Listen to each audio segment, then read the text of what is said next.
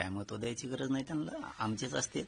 परंतु एक ना एक दिवस त्यांचे डोळे उघडतील की आपण आपल्या समाजाच्या विरोधात जी गोष्ट बोलायला नको होती ती बोललो आणि अंगावर घेतलं. ठीक आहे, मी बेगडी असतो किंवा मी फुटणार असतो, मी मॅनेज होणार असतो, तर ठीक आहे, मग बोला नात का तुम्ही. मी उभी आहेत त्याच्यात घातली. मी खरोखर राखरांगोळी करून घेतली शरीराच्या माझ्या. मी नाही विचार केला या समाजासाठी. हा समाज मोठा व्हावा या अपेक्षेनं मी लढत राहिलो. अशा ठिकाणी माझ्याच लोकांना बोलायला नको होतं असं म्हणणं आहे माझं. एखादी चूक झाली असेल तर पुन्हा दुरुस्त करू ना आपण. पण फुटलोय का? माणूस काय आहे बघा, कधी गद्दार नाही झाला पाहिजे, मग समाज सुधारतो. मी फितूर झालो का मग तुम्ही बोला. जो माणूस किंवा छत्रपती शिवरायांच्या स्वराज्यात सुद्धा जो कोणी मावळा असेल किंवा कोणी सरदार असेल किंवा कोणी आणखीन काही पदावरती असतील, तर हे जर फितूर नाही झाले तर पुढची लढाई पुन्हा जिंकू शकतो. फितूर झाल्यावर नाही जिंकू शकत. तसा तुमचा लढणारा पोरगा, मी मराठा समाजाचं लेकरू म्हणून लढतो, फितूर झालो का, गद्दार झालो का नाही.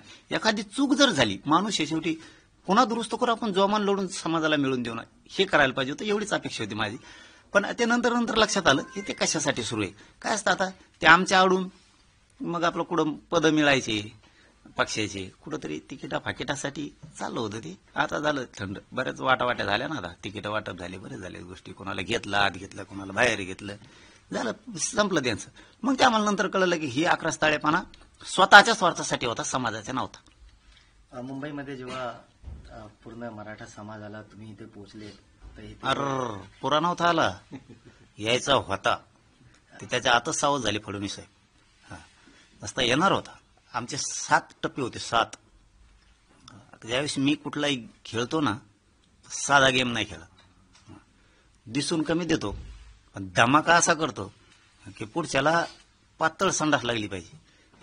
पुन्हा घट संडास त्याच्या आयुष्यात होत नाही. त्याला आपला गेम असा असतो. आपण पहिल्या टप्प्यात आलो, 7 टप्पे होते.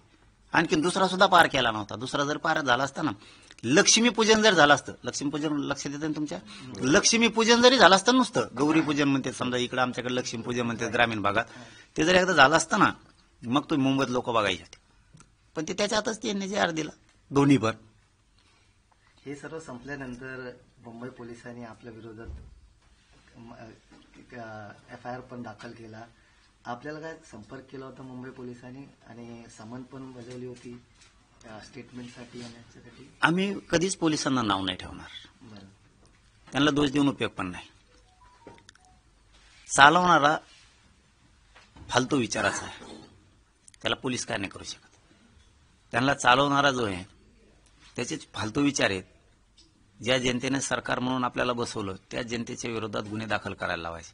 पण आम्ही आमच्या मनाला ठरवून घेतलेलं आहे. हे बघा, एखाद्या समाजाची मोठी लढाई जर लढायची ना, केसेस होत राहणार आहेत, आपल्याला ती स्वीकारावं लागणार आहे. आणि आपण केसेसला भेलो किंवा अनेक कोणाला घाबरून आंदोलन थांबवलं, समाज कसा मोठा होणार. आम्ही शेतात ज्यावेळेस काम करतो त्यावेळेस आम्हाला काम करताना ही विचार करून चालत नाही, बैल मारीन का, हातपाय मोडन का, किंवा इच्चू साप काय चावल का, हा विचार करून नाही चालत. कारण आम्हाला ती जमीन कसावीच लागणार आहे, त्यावेळेस आमचं कुटुंब सुखी राहणार आहे. तसं माझं कुटुंब, माझा 6 कोटी मराठा समाज आहे. आम्हाला झुंजावंच लागणार आहे, येणारे संकट अंगावर घ्यावंच लागणार आहेत, केसेस घ्यावंच लागणार आहेत. आरडाओरडा करून कणून नाराज होऊन नाही चालणार. आपण भोगलो तर समाजाचे लेकरं पुढच्या पिढीतले सुखी राहणार आहेत. म्हणून आम्ही आत्ता भोगतोय, काय अडचण नाही, किती केसेस होत्या. पोलिसांचा फोन आला की मी पहिला माणूस असा असेल, फोन आला किंवा कोर्टाने सांगितलं या की लगेच जातो. नसता एवढ्या मोठ्या सभा घेणारे आणि एवढी मुंबई बंद पाडणारे माणसं कवाच खाली येणार नाही, तुमच्यात तर कवाच बसणार नाही. म्हणते मी किती मोठा आहे, 2-2 कोटीची सभा घेतो, मुंबई बंद करतो पूर्ण, मी कशाला बसून तुमच्यात खुर्च्यावर. जरा वेटिंगला थांबा, लांबून या जरा. मी असा नाही बघत, बोलवलं ना लगेच जातो. मोठेपणा तर राहतच नाही मी कधीच, कारण मला माझ्या समाजाचं कल्याण करायचं. एक शेवटचा प्रश्न आहे, काय मुंबई पोलिसांनी आपल्याला संपर्क केला होता काय आंदोलनानंतर? नाही नाही, केला नाही. आणि केला तर येऊन काय त्याला अडचण एवढी. त्यांचं ना आमची काय बॉर्डरवरची दुश्मनी थोडी.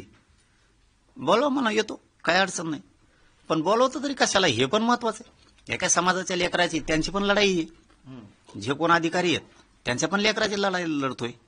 श्रीमंत मराठी असतील त्यांची पण लढतोय. भाजप, शिवसेना, काँग्रेस, राष्ट्रवादी जेवढ्या पक्षात मराठी असतील त्यांच्याही लेकराची मी लढाई लढतोय. ते नेत्याची लढाई लढतात, नेता मोठं करण्यासाठी, आणि मी त्यांचे लेकरं बाळ मोठं करण्यासाठी लढतो. त्यांनी तरी का जळावं माझ्यावरती. ठीक आहे, वैचारिक मतभेद थोडेफार असतील, तुम्हाला तुमचा पक्ष नेता मोठा करायचा असेल, ठीक आहे, तिथं तुमचं भविष्य तर करा. पण याचा अर्थ असा पण नाही की तुमच्या स्वतःच्या लेकीबाळीचं पण वाटलं होईल. मी तर त्यांच्या लेकरासाठी लढतोय. उलट ते आतून सगळे खुश आहेत. तुम्हाला माहित नसतं एखाद्या वेळेस, आतून उलट सगळ्या पक्षाचे नेते खुश आहेत. ते रच्ची येऊन भेटत आहे मला, चलून द्या म्हणते तुमचं आम्ही आहेत. हेच लयच आबरे आहे ते. नेत्याला वेगळंच बोलतात, मला वेगळंच बोलतात तिकडे येऊन. हो, मला म्हणते हो द्या तुम्हाला काय करायचं, आम्हाला राहावं लागतं तिकडे. हेच नेते म्हणतात. आमच्या लेकरा बाळाचं तुम्हीच कल्याण करायलात ना. आम्हाला आतून तुमच्याबद्दल खूप आनंद आहे, स्वाभिमान, गर्व सुद्धा आहे म्हणतात. तुम्हाला नाव मला ते सांगायची वेळ येऊ नये. खूप मोठमोठे नेते असे आहेत की ते येऊ सांगतात की आमच्या लेकराला जरी लागत नसेल तरी आमच्या पक्षात असणारा कार्यकर्ता मराठ्यांचा त्याच्या लेकराला लागतंय, आम्हाला लढता येत नाही, पण तुम्हाला लढता येतंय, तुम्ही लढा. हे येऊ सांगतात आंतरवालीतलं ते आमचं कॅकताड पुढं झोपून गेले. कॅकताड आमचे लावलेलं मोठं बघत आमच्या सरपंच तिथं, ते त्याच्यात हमेशा असतात, येऊन सांगतात. आणि मी सुद्धा माझी जबाबदारी समजून त्यांचा त्या शब्दासाठी लढतो. माझ्या समाजातले लेकर आनंद आहेत, खुश आहेत. इंजिनियर व्हायले, डॉक्टर व्हायलेत, कोणी पोलीसमध्ये चाललेत, कोणी आरोग्यामध्ये चाललेत, कोणी रेल्वेत चाललेत. सगळे क्षेत्र जेवढे आहेत, शैक्षणिक क्षेत्र, त्या सगळ्या क्षेत्रात माझ्या गरिबांचे लेकरं चाललेत. मला याच्यापेक्षा काय आनंद पाहिजे.